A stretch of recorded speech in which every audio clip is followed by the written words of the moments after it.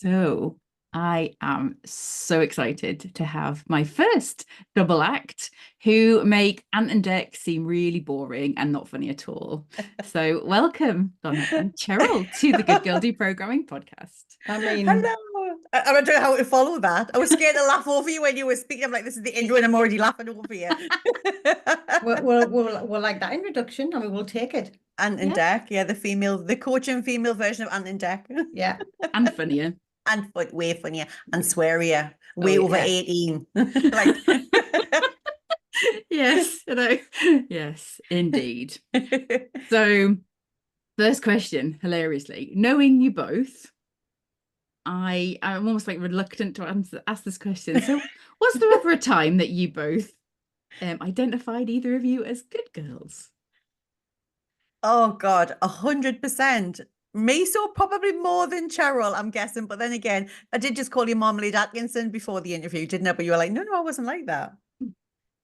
Well, I was just saying that I was a good girl. I know I was a good girl when I was in my first school in the primary school phase. Very good girl. Good girl at home, but I was one of these who used to smile and say yes and then go and just do the opposite. But at school, when I hit the comprehensive school, secondary school, was not a good girl. I was a bad, bad girl. And it lasted till I was in my 30s. And then what happened? I don't know. I'm still waiting for it to come out of it. And I found myself, and now all is well. And I'm a good girl. This tinge of bad girl. Yeah, there's definitely a bad girl in there. She's called Christine. So her brand new car, which is very, very sporty, is called Christine. It's her alter ego in car form. Why not? But I was definitely a good girl. And it's actually one of the things that I've probably found the hardest to shake, like that people pleasing. Even this morning, like writing a post for LinkedIn, doing some prep work, I kind of wrote something out and then deleted it and thought, oh God, that'll really offend people. So I was like, then friggin' write it. So then I wrote it out again. Do you know what I mean? So there's this constant filtering. But at school, like growing up, I was the only child, and I was like the only child on both sets of grandparents for quite some time as well. So it was this, you're constantly told how good you were being or not, you know? So I think this, I was very aware from being a little girl, even though they weren't my words at the time, of understanding how people felt in a room. I understand that much more now, obviously understanding how energy works, but I would kind of walk into a room and I could feel if people were sad or unhappy, and it would naturally then be in me to want to dance or sing or do whatever it was to make them smile, right? And that kind of just kept going through all through my corporate career. I remember being on one leadership program with a company that I worked at, and this guy, quite frankly, ripped me a new arsehole. Nice. Because people were really upset. It was one of these, Michelle, you know, those courses that you dread where they're like in your face videoing you, and you had to interview people, like pretending you were interviewing people at work. And if you did something wrong, they would just get up and walk away. But you were being videoed the whole time, and there was actors. Honestly, it was one of them where your guts just churned. It wasn't a pleasant experience. And some of the women had never been in scenarios like this. And I mean, I hadn't, but I could sense this upsetness around them. So I was like, look, it's okay. This is just training. Like, these people don't pay our mortgages. Like, in 2 days, we'll be home with our families. And he was like, who do you think you are to undermine this process? And I was like, I'm not undermining anything, but people aren't performing well because they're, but it was like, don't you dare use your sense of humor to lessen the gravity of this situation and all. And I was like, I've been doing it all my life. But it was this, like, this is my entire personality. This is who I am. So yes, there's always been this good girl, but from a genuine place of wanting other people to be okay a lot of the time. And then there was the flip side of having rage and imposter syndrome and being terrified people could see through it. So wanting to be like a performing monkey in case they realized that I wasn't as talented as they thought I was. Sounds exhausting. It was. It's really draining. I don't recommend it. I'm 50 now, and it's still something that you're constantly like aware of, right? I don't think it ever just goes because the program is still there. It's just you're working to constantly override the program and then code into a new program, right? Absolutely. It's exhausting. I love the fact that Cheryl didn't get that program. And it was because, I'm adopted, I grew up in a white community, being the brown girl. And then when I went to senior school, I obviously became more aware that I was different from everybody else, apart from the music teacher, Mr. Morgan. And so therefore I was still performing, but I was performing to be a bad girl. Really, I was a good girl. I was brought up with really good values and morals and ethics. So I then wanted to be in the cool gang. I wanted to be the class clown, getting thrown out of the class, being on report. That was like almost, I took on the role of a bad girl to fit in with what I thought, so people wouldn't notice that I was a different colour, is actually what happened. Where really inside and at heart, I'm a good girl, and I was a good girl, but I just took on this role. And it did lead until I was in my 20s and 30s, because I didn't know I was doing it. Yeah. I was even a mum at the age of 25. So it wasn't all of that. But I then realised when I went and did my NLP Master Practitioner Programme, which lasted 2 years, I then actually became aware of what I was doing, that I wasn't living as my true authentic self. Yeah. And I could drop some of the masks of being a bad girl. It just, I wasn't aware I was doing it. It was a coping strategy to get through life as a child, so that people didn't point out the fact that I was a different colour, basically. Yeah. Yeah, that's interesting. It's all the masks that we wear, and just how exhausting it is that we just have to almost like drag all of these faux personalities around, so people accept us or love us or, you know, welcome us into their lives. It's just shit, isn't it? You're literally dragging. I said this on a coaching call the other day to someone. I was like, you are literally dragging dead weights, like actual carcasses around with you. That's why it literally feels exhausting, because it's the hardest way to live your life. I mean, for Cheryl, even though we joke that she's the bad girl amongst us, but you know, when I think about when I met Cheryl in corporate, like how hard she was working as a single parent to bring up Holly on her own, you know, without a lot of external assistance, to work full time and do a degree and do NLP and do different projects at work and all the things with this kind of, yes, it's fine, I can cope, because she didn't want people to think she was a bad mom. That was like one of Cheryl's programs, wasn't it, Cheryl, the whole way through? Like, I want to prove myself that I can do this and I can be single and I can do all the things, and she doesn't need a dad, and it's really freaking exhausting. Duracell Bunny, that was my nickname. It was. I used to feel like I was hanging off the rafters, literally just swinging backwards and forwards, because I wouldn't allow myself to pause or stop or take a breath, because I was just constantly trying to prove myself in a good way then. Well, in that element, but that's because I had a limiting belief that I wasn't good enough. So the program was coming out in that way of wanting to prove myself, but it's because really deep down I had imposter syndrome, which I would never have admitted I had, and I didn't even know what it was, but I didn't feel good enough. So then it was just this urge to keep more, so I could prove to myself how good I was. This is one of the funniest stories, though, Michelle. Indulge me for a minute, because when I did say to Cheryl, I'd love to start like this global movement, like help women with imposter syndrome who are showing up and and she was like, I'm in, but I've never had that. And I was looking at her like, okay. I was like, how do I went, right, well, I'll tell you what, go away tonight, like go home and like just think about like some like life setbacks and challenges, and just like how you've, you know, overcome them and things like that, like knowing all of these things that she's gone through that she just doesn't identify as imposter syndrome, because it manifested differently in Cheryl. And she came back the next day, just sat down and she went, fuck me. She was like, I'm exhausted reading it back. And then we started crying together. And I mean, she just lost her dad as well. And we were like, but because you're just, as women, as, you know, quote unquote, strong women, which is the most dangerous label you can ever have stuck on you, by the way, you just get on with it and it becomes your norm, and you normalize this way of being where you're just like, I'm on and I'm here and everyone's okay and I'm okay and everything's fine as fuck. And it's like, it's so not so much of the time, but we're systems, we're neurologically, we're bodies, everything's just wired to be constantly on this tight wire we're just stretched all the time.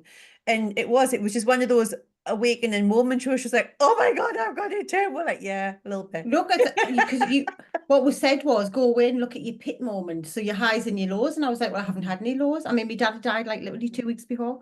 I was like, well, I haven't got any, because I'm an eternal optimist. I'm like, I'm not just a glass half full girl. The glass is constantly overflowing. You know, I'm one of these where I just see the positive and the light. And I was like, I haven't had any traumas. I haven't had any pit moments. I haven't had any, you know, things like that. And I came back the next day. I was like, fucking hell. So what did you do to me, Cheryl? We're like, I was like, welcome to my world. But it was funny because obviously both of us had felt not good enough, that we didn't deserve things, that we weren't worthy. We didn't really know who we had been. So we both had the same underlying things, but it just showed up in our lives in different ways. But that's how we have come together as one to start our business and to do what we do, because we've both felt the same. It just was playing out differently in our lives. Yeah. It's fascinating because obviously us from the outside looking in, and we literally, so sometimes when we're feeling a bit like, you know, less than, seeing some networking events happened and everybody's there and we're just like, we didn't go because we don't like networking. And we're like, but what would Donna and Cheryl do? They don't go networking in Newcastle City Centre on a Saturday morning, a Friday morning. They're focusing on their business, not what everyone else is doing. It's like literally, so we always have you two up as like, you know, it used to be, what would Olivia Pope do, you know, from Scandal? But now it's, what would Donna and Cheryl What would Donna and Cheryl do? I love that. I'm have to get t-shirts of that. What would Donna and Cheryl do? Or if you're feeling a bit naughty, you could say, what would Donna and Christine do? Christine's like evil. Yeah. She fucking off is the answer. What would Christine do? Honestly, those networking events, and no offense, like I think some great things can happen in them, but they were some of the things I used to have to sit in the car in our first year of business when people told you had to network, and I'd be sitting in the car and I'd literally be like, I can do this. I can do this. I just found it really, I found it really, I'm like, if one more person gives me a fucking card for that grass stuff that's not real grass, I'm just gonna like burst. Like I can't go up with it because people aren't there to listen. They're just there to sell you their stuff. Right. Yeah. So for me, I just found the whole experience. And then she was like, look, if it's not bringing us joy, let's not do it. I was like, there must be a different way of doing this. And we did some like online things, didn't we? Yeah. We opened up like, just come and talk about your business and your life. And especially in COVID, we're doing loads of stuff like that to help people connect. And some of our friends do networking really, really well. It Yeah. was just never our vibe. I was just not there to be sold false grass to. Like, But that's not available. But what was happening was we just set the business up. We had one client who was referred to us, so we hadn't made any revenue, and we were just straight in affirming to ourselves that we're a global coach. So when we were going to the local networking events and people were like, what were you doing? We're like, we're a global coach. We've got a coaching business and we serve clients all over the world. We didn't have any clients, but we were like, you know, speaking it into existence. They would like look at us if we were around the bend and go, oh, well, do you not just want to like, I've got these good contacts in Sunderland, and I'm not saying anything wrong with coaches in Sunderland, but they were like, well, do you know so-and-so from Sunderland? I want to be an online global coach. Do you know what I mean? It just wasn't aligned. Wasn't the right vibe. No, Yes. it So was you not see tried. why we say, what would Donna and Cheryl do? Exactly. Tell everyone they're a global online coach when they've got no clients. That's what Donna and Cheryl do. Work for us. But it's like what you put out, you attract as well. Yeah. So 100%. there's a lot of that. And I love these people that are like, well, just manifest it. Well, I'm just gonna sit here in my house doing nothing but manifesting. I'm like, it's not gonna work because you have to actually do something. Yeah.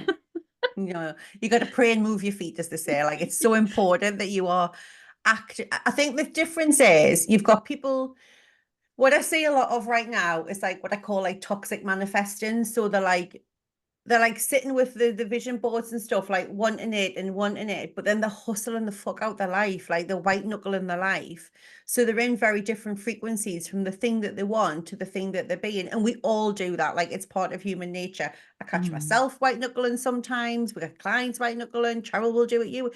But it's like how fast you catch yourself and bring yourself back. But some people literally, that is their way of being. Like, that's their natural state where it's like, I'm manifesting this life, but they're over here living a completely different way and hoping that they meet. But it's like listening to Magic FM and, you know, wanting to get into like classical, like you're on two completely different frequencies. No, it is a bonkers. So what were the most sort of significant challenges that you both had to sort of live through in order to get to where you are now? I mean, when we first set the business up, we still had our corporate heads on. So this was pre-COVID. So I would get up on a morning, pack my bags, get me lunch and everything, drive along to Donna's, 10 minutes along the road, and literally would sit round the kitchen table as if we were in corporate. We'd heads down, asses up, literally like this on the keyboard, just wanting to do everything. We wanted to launch a podcast. We wanted to have a website. We wanted to do all the things and look pretty and shiny so that we looked like we'd been around for years and years, even though we hadn't, and we had one client. But it was like we spent all of this energy in investing in all of the things because we thought that's what we were meant to be doing. And it was like really draining. I don't know, it was maybe 6 months to a year in when we thought we actually had a realization that we could go for a walk.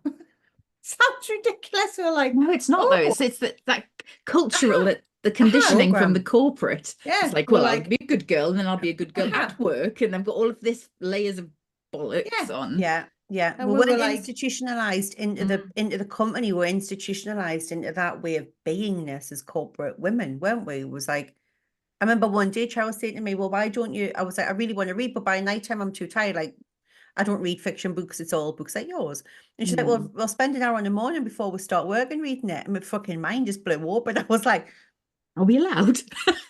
what, like, at like 9 o'clock in the morning, attention, yeah, 9 till 10, do that. We'll go for a walk. We'll do this. That. I was just like that. but it took us about a year to get to that point. We're like, oh, and we realized when we went for a walk down to the cafe and we sat, we were really creative, and it wasn't that we weren't working, we're just doing it in a different way, and we're like, oh, this is a good idea. The first time we decided to go to the pictures during the day on a Monday, we were like, we wanted to go and see what was the film called with Bradley Cooper? Star is Born. Star is Born. Donna was like, what if we just like, wouldn't it be good to just go to the pictures? So one Monday I was like, well, let's just go to the pictures and watch the Star is Born on a Monday, and it felt like we were being so naughty, so bad. So naughty. I remember that day. We'd been like heads down, arse up again, like trying to do something. And it got to the Monday, and I think we'd work the weekend or whatever. And I said, well, I really don't want to sit at this kitchen table at HQ or kitchen and do this. And she went, well, we don't have to. Let's go to the pictures. I was like, we'll do the things. She was like, I don't care, they'll get done, let's just go to the pictures. And we sat and sang and laughed and cried, and it was just like the best film ever. I think for me, like, I don't know what Cheryl said, it was definitely that. And it was, we were just not around people doing what we want to do. Like, we just weren't around them. And, you know, that whole thing of like, you're the equivalent of the 5 people you spend your most time around. It is so true. And even though it was only 6 years ago, like for us, whilst COVID was very sad, I mean, I lost my granddad, lots of different things happened in that year. It actually changed how we are in the world, right? Like, we used to have to explain to people what Zoom was and that you could go on it and right? I used to have to send like an instruction thing to people to get onto Zoom if I was meeting them for the first time. So back then, as you know, when we were starting business, I was like, and we were going to these networking events, I was like, this is just not, these are not our people. Like, where are our people? Like, what do we do? So that was really hard because you're trying to maintain this vibration and this vision and this mission, and nobody around you. Like, I'm from a working class council estate in the northeast of England, as you can tell by the accent. Like, I don't have people in my family who own businesses. Everyone thought we were having a midlife crisis. Everyone was like, well, we'll see how long it lasts. You know, enjoy yourself. How's your savings getting on?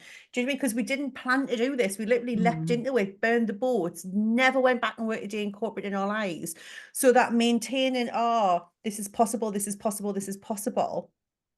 Like Cheryl and I always say, when we teach about manifestation and we teach about creating your best life, it's not from this place of it was just dead easy and handed to us. It was from a, are you fucking crazy? Have you lost your shit? Do you need to take some hormones? It was from that. You know what I mean? It's the menopause. It's like, I just remember early. people going, oh, that's nice. How long are you going to give it?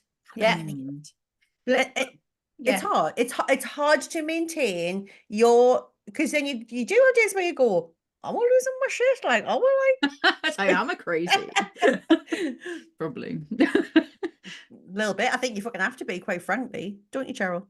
Yeah, and I just remember people around me saying, well, how long are you going to give it before you go and get a proper job? And I was like, no, I'm not going to go get a proper job. I'm just going to stick with this. But we just had to keep bringing ourselves back to when we were feeling like this and having these moments and the clients weren't coming and we were spending all of our money and doing all the things, just coming back to this place of like faith and knowing and trust that this is our destiny. This is what we're meant to be doing. We've come into each other's lives.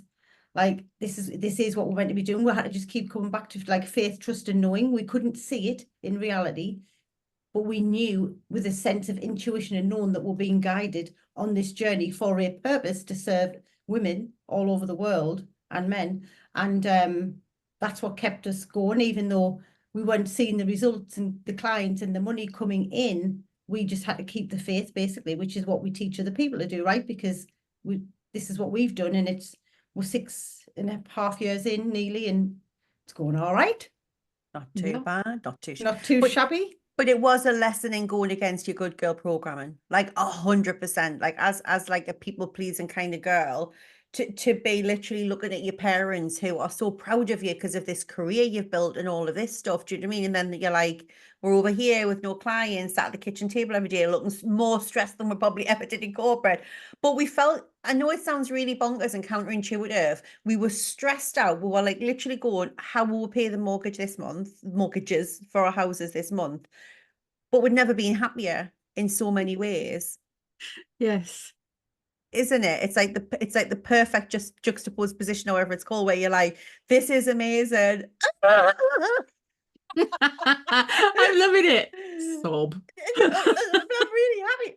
And you can understand why the people that love you, like, go, you just go back and get the job. Like, you I know. Go get a job in Tesco's, you know. Yeah. And we did. Like, I had a lovely life. I just didn't get to fucking live it. Like, I was paying for everybody else to have a lovely life, but I was just living in a hotel somewhere, paying for it. Do you know what I mean? So it wasn't as nice as it looked on the surface of it. I felt like I was missing something. So yeah. But I just want to say thank you, because you show us what is possible. And it's like, what would Donna and Cheryl do? This is probably what the title of this podcast has to be, surely. I'm thinking it could be the title of our podcast, because we really want to do what would Donna and Cheryl do? You can have it. Happy birthday for next month, Cheryl. Or this month when it's coming out, yes. I love that. Like, we just started off saying, if we can just have one woman not waste 20 years of her life, you know, thinking that she has to be a way that doesn't make her happy, it's worth it. Like, it'll be worth all of it. So when you say that, and I know we joke, like, it means actually like the world to us, that just one person is thinking a little bit differently about what their options are. That's all we want. Just to pause in the programming, just to take a minute and go, actually, does this line me the fuck up? Because if it doesn't, why am I doing it? Yeah. And it's like, Donna and Cheryl wrote a book. I wrote a book too. It's like, so it's fucking hard for work writing a book, and recording the audiobook turns out was even harder. So but it's a fabulous book, and your book is like our book. Like, it's like a legacy. It isn't something that you just pick up once. It's something you go back to. You do the exercises, you dig deeper, you see something different in yourself every single time that you look at it. Do you know what I mean? We traumatize the shit out of everybody that reads it. It's like, you thought you were happy? Fucking think again, bitch. That's it, isn't it? It's like, oh, I'm fine, I'm just going to read this book. I'm like, oh, okay. Not so much. I mean, sometimes we do laugh, don't we? That it might just be easier to just like continue through your life in just total denial. Of like any of this, just sail through in denial, not knowing what personal development is, or self-awareness, or consciousness, or manifesting. You know, I joke, it isn't like that, but it's not. No. Sometimes when you do get in and start doing the work and realize you've got all of these programs to deprogram, it can feel tough and draining. There's layers as well. As soon as you think, oh, I've got this, I'm like, no, you haven't. It's another tsunami coming at you. Exactly. But I like to look at it as like, I'm just saving my soul some time, because some people might take 100 reincarnations to do the shit that we've all done in the last decade, right? That's how I like to think of it. I mean, like, I like to think that I'm being a good girl at a soul level. Like, I'm in the A students class. And I'm trying really hard, so I haven't got to come back and repeat some of these fucking lessons. If I get married to that man again, I'm going to be upset. So true. Talking about being an A-star student, how the actual hell did you manage to do a doctorate, Donna? It's just like, I don't know is the answer. And you know what? There are things that happened in our family which I just can't share, because it's not my story, but there was like 6.5 months that our family just went through just the most testing time, and it was really hard, and it literally happened at the same time as I was signing up. And I said to my mentor who was taking me through it, Dr. James Miller, James, can I come on to next year's intake? Because I just think, and he was just sat, as I hadn't finished the sentence, and someone's shaking their head. I was like, why? And I'd had to like go through interview process to get on the program. And he said, like, I'm not doing it anymore. I turned 70 next year. He'd just been awarded this teacher of teachers thing. And he was like, I'm not doing it again. I'm going to do different things. And quite frankly, I just want to flounce around and speak on stages. Like he runs a whole organization in LA called the Global Truth Center in Palm Springs, and I was like, I just knew I wanted to learn from him. So at that point, when I signed up, I believed that my teaching was going to be from 3 a.m. in the morning till 6 a.m. And I was still a hell yes, because I knew it was going to be, obviously there was years of certifications I had to do to get to that point, and I knew it would be done like in roughly 34 weeks. And I said to Cheryl, like, this feels like insanity, but it also feels like the thing that I just have to do right now. Like, I think this might keep me sane through everything that we're going through. And Cheryl is always Cheryl, because she thinks everything's an overflow and everything's going to be, it'll be fine. It'll be fine. We'll work it out. And it suited me to believe that at the time. I was like, okay, then. And just did it. And Cheryl says this to clients all the time. When something is important to you, you make space for it. And time expands for what you choose to fill it with. So I don't get to watch as many Netflix things as people do, for, you know, or sit around. And I remember saying to my son, you know, that I'm going to miss a lot of your football matches for the next year, and I'm going to like not be able to do as many things on the weekend for the next year. But you know what? Like, I wouldn't change a thing about it. It was because Cheryl and I love going to these events and doing these programs, because we just have them more to pour into our community and our teachings. And it just completely, you know this, you're like that, you're a forever student as well. Like, it's like, if I'm not learning something, I feel like my brain is turning to mush. Like, this is just how I am. She's missed a bit out though. Which So bit? you signed up for the program and it was meant to be 3 a.m, and then James changed the program so that it wasn't 3 a.m. So it was on an evening UK time, so that Donna could attend and didn't have to get up in the middle of the night. Which was amazing. I was very grateful, but I didn't know that. Like, literally, we signed up, paid and everything. And then he had everyone. I was the only person from Europe. Everybody else was stateside. And he asked every single person on the program if they would change the time to accommodate me. Like, how wonderful is that? That is manifesting at its best. Set the intention, release it, and just be okay with however it lands. And he was amazing. And I just met like friends for life through the program. And just learning the quantum physics element of it was just really important to me, to understand the science at the back of a lot of what we teach. So yes, it was fun. And obviously we decided to write our certification at the same time, not having a clue, not a bloody Scooby-Doo, how hard and how all-consuming, quite frankly, that was going to be for the next 6 months. It was, and we hired one of the best teams in the world to help us write it, to make sure it was like robust and CPD proof and all that. And oh my God, Michelle, like, writing the book was easier. It was a lot. Oh, so I've got that in my future as well, because I'd love to create an army of good girl deprogrammers at some point. Yes. Oh my God, yes. I mean, do it 100%. But again, it's just this time we were going eyes wide open. Do you know what I mean? Like, we would just know. I think it's just one of those things, blissful ignorance. Now I understand that term to a greater degree, but we just weren't aware. And because we're quite perfectionist in how we want things to be, like, we wanted it to be the best mind, neuroscience, you know, energetic certification that you could get if you want to be a coach. So we feel like we created that, so we're really proud of it. But my goodness, we went through fire to make it. Like, it was like, even the people who we were doing it with, the company, were like, oh my God, like, this is like next level. And I was like, yeah, it is, it's next level. But we wanted it to be that way. We didn't want it to be in like little bits and having to do 4 and 5 certifications. We wanted it to be like, you come, you get this, you're good, you can coach. No, that sounds exciting. So at this point, when this comes out, so James is just about to start. James, my partner. For those who don't know who James is, I do talk about him a lot, you know. Yes. And he'll be in doing it, which is really exciting. He'll be balls deep, Michelle. He'll be balls deep in our world, and he'll be loving it. I know that to be true. Oh yes. As soon as we came on one of your webinars, I was like, James, you need to do this. we need to figure out how to do it, and we just need to get you on it, because it's the community and being around those. It's all women, isn't it? It's just him and all women so far. Yeah. Because he fits into groups of women so well. It's hilarious. It does, because he's so emotionally aware though. Like my husband's the same. Like growing up, we always had more female friends and just gets on with women. Like when he's at our events, he's just in amongst it. You know what I mean? He loves it. And James has been to our events as well. Yes. It doesn't bother him one iota that he might be one of the only men in the room. Or Klein Owen Ryan, he's exactly the same. He's just like loves it when he's just around the girls. But I just think it's because these are men who are very, very just emotionally aware, emotionally sensitive. And I mean that from like the best place. Like James loves to dig deep and he wants to get the best out of people, which is why we believed straight away it was like the perfect program for him, because he's not scared to go there himself as well and be vulnerable and open and be excited and shitting himself, which is the perfect level of like readiness for doing something with us.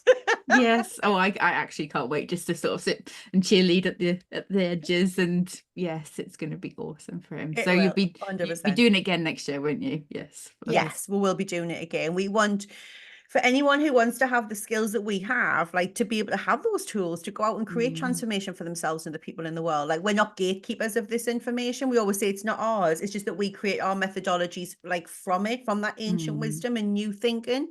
And it's like, we want to share it. Right. And yeah, we would have everybody have it if we could. Get it on the NHS. Get on the NHS. I think it's desperately needed. It solves so many problems. As long as I don't have to go through their purchase order shit, like get it on the NHS. Yeah, you'd only pay by company card. That's it. Yeah. Oh, bless you. That's been brilliant. Right. So I'm trying to keep these for about half an hour. Yes. Which I'm nearly there. So I'm like amazed. So I don't know whether this is going to actually, let's do one each. Cool. So I am not somebody that wants to sit on top of a mountains and say, let's replace your good girl conditioning with Michelle's conditioning. I want people to find out things for themselves. And, I always talk about myself as like a Sherpa guide. So I'm like shoving people's arses up the mountain, as it were. For those listening, I'm literally doing the shoving people's arses up the mountain mime. So what question or provocation do you both have for the listeners/watchers of this podcast?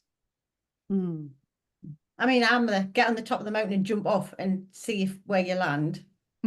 Hopefully you're still alive when you get to the bottom type girl. So what question? Part of my journey that I've been on, I was chuckling the other day because I'm just about to be divorced, and through this process in the last year, I have really questioned, like, am I being authentic? Am I living my truth? And realized in a core relationship in my life that I hadn't been authentic. And I was sat chuckling the other day. We wrote a book 3 years ago called Become the Real You. And at that time, I believed I'd done so much work. I'd done like 20 years worth of self-development, that when we wrote that book, I was being the real me. I was being the most authentic version of myself. And at the time I was with what I knew, if that makes sense. And now I sit here chuckling because I was like, goodness, like I've just come out of this period. I'm about to tomorrow officially relaunch myself as Cheryl Reid, like version 2.0, but feeling like I am the most authentic version of myself compared to what I thought I was 3 years ago. Does that make sense? Because I think we're always unveiling our truth and finding out who we are and what we're about and what we love in our lives, which is an exciting thing. So my question would be to people who are listening, like, are you getting up every day and are you stepping out into the world as the most unapologetic, authentic, no masks version of yourself? Because that's what we all want to be doing. And I would ask them to ask themselves that every morning. And if the answer is yes, amazing, and you will continue to find out who you are. And if the answer is no, like, what's one thing that you could do today to be brave and have courage and strength to be able to just show a little bit more of who you are in all of these different relationships that you've got in your life? Wow, that's a freaking question and a half. I love it. Thank you. Isn't it? So mine would be slightly different in that it's I think it kind of speaks to, I can't remember if we had this conversation on air, so to speak, or if it was when we're chatting before, but the question I constantly ask myself now is like, what the fuck do you want? Like, what do you want? What do you really, really want? Because I just think for so much of my life, I walk through it, being a good girl, doing what I thought I wanted, but really it was what I was programmed to want and what I thought would make other people happy if I wanted. And I didn't really know when I sat with myself when I was 30 and my come to Jesus moment and said, what do you want your life to be? I did not know the answer. And I think when people sit with it, Michelle, I think it scares the shit out of them. Mm. And I think they're so scared that they don't know what they want that they're almost scared to ask the question. Because, you know, like we teach people all the time, you will always choose, your subconscious mind will always choose a familiar hell over an unfamiliar heaven. And while my life was not hell, it wasn't what I would choose.